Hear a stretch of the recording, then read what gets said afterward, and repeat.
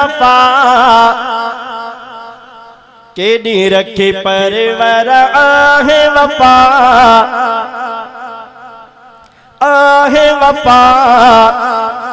पाक नबी जे यारन में केडी रखी परवर आहे वफा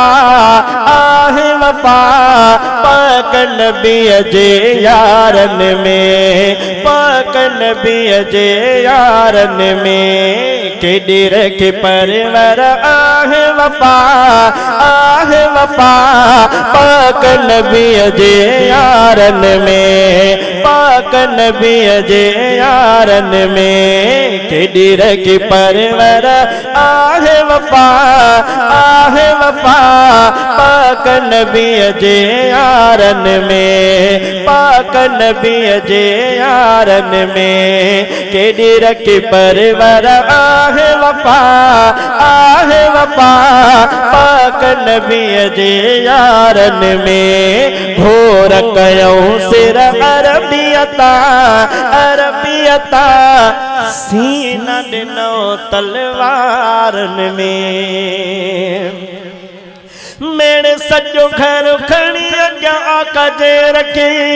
सुई ऐसा गोदे आंदे पे न कुछ छड़े मेरे सजो घर खड़ी अग्या आका जे रखे सुई ऐसा गोदे आंदे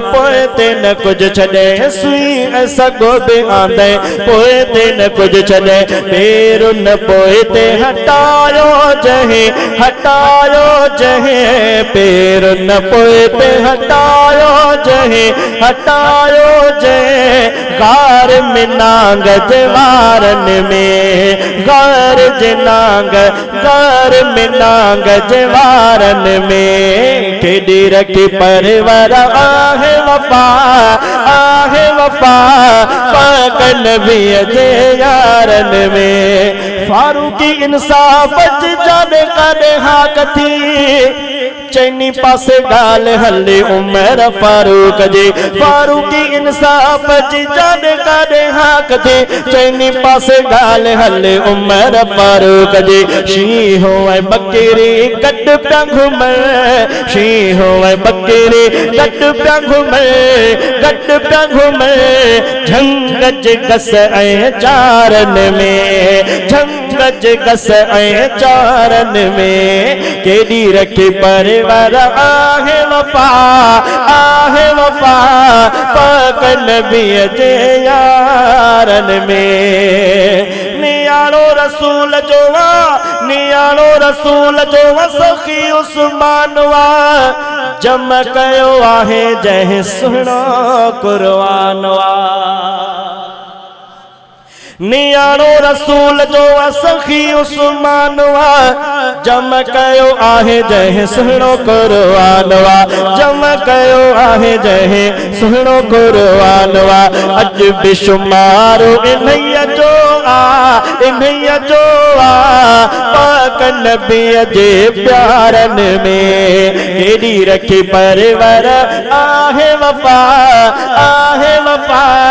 पाक नबी जे यारन में फातिहा खैबर संदो है दर करारवा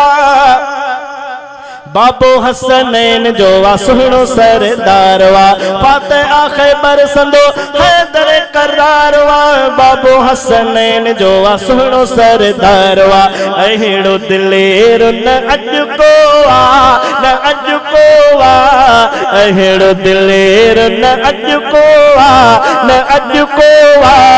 पंहिंजनि या अग़यारन में केडी रखी परवर आहे वफा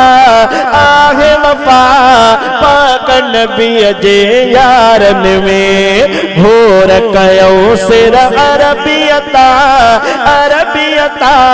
सीना दिनो तलवारन में सीना दिनो